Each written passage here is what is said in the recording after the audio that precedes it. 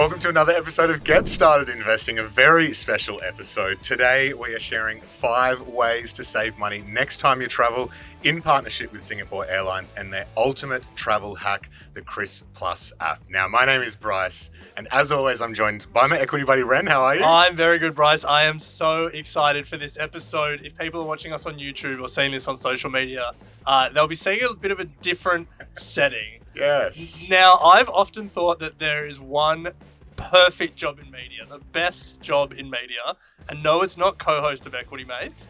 It is to work at Boss Hunting. Okay. All they do is get to go and see first class flights and, crazy experiences, drive cool cars.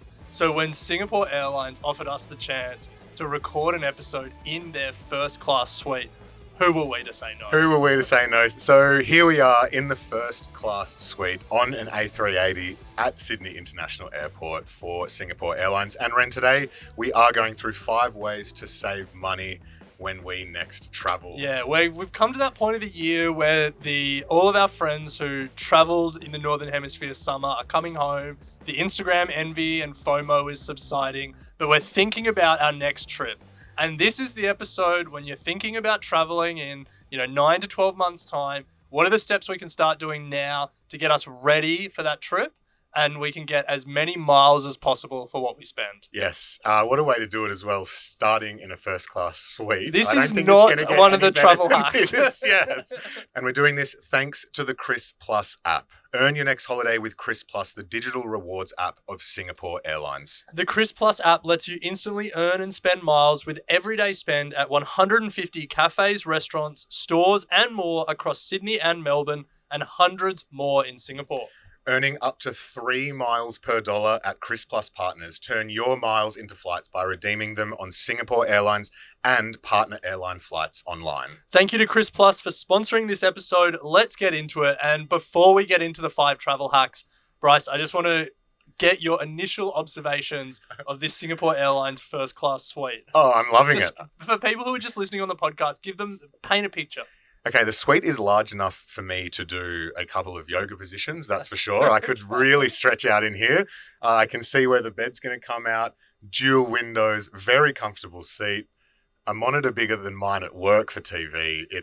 I'm loving it. Now, I did ask the question, do they get different movies and entertainment in first class? The answer is no. So the more you know, good to learn. And there's 2 beds there's like a divider between our separate suites, and we can put the divider down if you're traveling with your partner, and the beds fold out either side to make like a double bed. I did ask if we could lie in the double bed together. They said no. All right, well, let's get into it. First travel hack number 1 is get a travel credit card. Which is a surprising first travel hack for us because we are not traditionally talking about credit cards. So explain this one. Look, there are plenty of reasons. As you said, we're not right into credit cards, but it can save you money. Often credit cards can come with travel insurance, which is a great way to if you forget to do travel insurance and you've booked through credit card, but also you don't have to go out there and buy third-party travel insurance. Another way you can save money is through access to the airline lounges. Now you can get food, really put your feet up, all sorts of things at the airport lounge. I think people know what lounges are. And you can also get discounts on car hire, accommodation, and flights. So plenty of reasons to think about a credit card while you travel. Yeah, or just while you're preparing for travel. I think there are like specific instances where using the credit card can save you a lot of money, and travel is probably the best use case. There were 3 examples you gave there, but I think more generally, the rewards programs really come into their own when we're talking about travel. Yeah.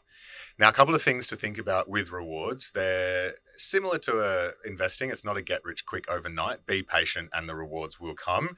And no better example than through the Chris Plus app, where 3 miles for every dollar that you spend. So a clear example for me, Ren, Harriet and I, we've just been to Bali, paid for the entire flights on our rewards points, which was awesome. Nice. Didn't have to pay any more. I think it was like $50 in airport taxes. You have to pay the tax. Yeah, which is just a great way to get overseas. Yeah. Now, CanStar have collected the best credit cards for overseas travel. We'll include that link in the show notes. So if you want to see some of the best credit cards to collect points and to get these perks that we're talking about, free travel insurance, lounge passes, all of that. Check out that CanStar link. But the really important thing, because we are doing this for Chris Plus, we should note that you don't need one specific credit card to benefit from the Chris Plus app. They partner with most major credit cards, so you can convert your points into miles. Yeah, you can double dip. So no better way. When using one of the cards that you spoke about, Ren, you can pay via the Chris Plus app and essentially get the benefits of the points on your credit card as well as earning miles on the Chris Plus app. So that's travel hack number one. Think about a credit card. Use it strategically. Be aware of not paying that interest. Pay off your balance in full every month. But there are travel perks to be gained. Yes. Travel hack number two. Use an eSIM. So what is an eSIM? Now, you may, back in the day, traveling overseas, you have to put on international roaming if you want to keep using your mobile phone. Yeah, or buy another SIM. Or buy another SIM card, yes. Now, this can cost you an absolute fortune if you stay and use the international roaming on some of your local telco providers. And eSIMs now allow you to get data at a much more effective cost. Yeah, you asked the question, so what is an eSIM? And then you proceeded not to answer it. So an eSIM is essentially like it's a SIM functionality that's built into a smartphone, and you don't need a physical SIM card, but it allows you to use that functionality to sign up with like an overseas mobile provider. Yeah. So, like if people are coming to Australia, they can use their eSIM functionality. Let's say they're with like Verizon or someone over in the States. They can use their eSIM functionality to sign up with Telstra locally without buying a physical Telstra SIM card. Now, what that has unlocked is a world of mobile providers, literally a world of them. Yeah. And I've written in our notes here, you're a mug if you ever pay roaming charges again. That when you get that text from Telstra or Vodafone and Optus and say, enjoy your trip to insert country here, we've automatically put you on roaming, $10 a day, use your phone as usual. Turn that off and sign up to an eSIM instead. Yeah, well, to put some numbers to that, I use Telstra. For a gig a day, it's $10. Whereas we've both used Airelo. Now, there are alternatives out there, but this is just an eSIM provider that we've both used. You can get 2 gigs for 15 days for $13.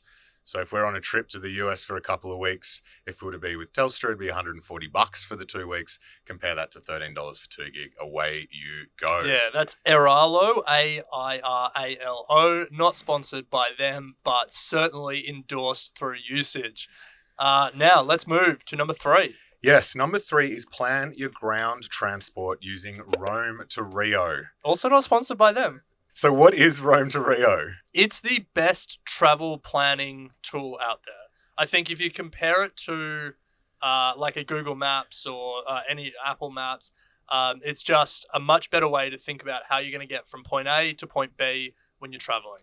Yeah, particularly the reason being is they give the cost of every trip and alternatives and all modes of transport. That's the thing that does it for me. Yes. It's like Google Maps doesn't give you every won't throw mode. the ferry in, won't throw the barge across the river. Or just just random touristy things that you'll get overseas. Yeah. Like, I don't know, like a jitney bus if you're going from New Jersey to New York. Yes. Very specific example. Very specific. But one that I've lived through. So, yes. Just the best travel planning platform for that. How am I going to get from Rome to Rio? Yeah, because ground transport can really add up. A few things to think about.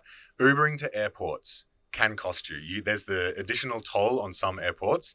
Now, I don't know if you have the time, the travel hack here is actually to Uber to a location near an airport, i.e. an airport hotel, and then they have free shuttle services. Now, if you're back in the day or you're backpacking or whatever it may, that is a decent travel hack. No, that's got nothing to do with Rome to Rio, by the way, but that's just another good saving on ground transport hack. Yes. This is the ground transport category. Yes. Rideshare apps as well, with back on ground transport, not necessarily Rome to Rio, but I think about when we've gone overseas, golf trip in Thailand, the ease at which you can use your eSIM to then book local Gojek or Uber equivalents rather than paying for taxis or whatever, maybe more. Consider that. Yeah, I mean, look, there's some other just basic ground transport tips. public transport. A lot of major touristy cities have free transport in city centres. Booking trains in advance, buses in advance to secure your seat, and you generally get a better rate. But yeah, Rome to Rio. If we're building like a traveler's toolkit and we're suggesting different platforms and tools, the travel credit card, Eralo for the eSIM, Rome to Rio for planning. These are some of the platforms that have saved us a lot of money and a lot of hassle. Yes. Yeah. Now, before we move to our final two, a couple of my favourites, we are just going to say a massive thank you to Singapore Airlines, who are helping our budget go further when we travel with the Chris Plus app. I'm sitting here in a comfortable chair in their first class suite. It is amazing. It is.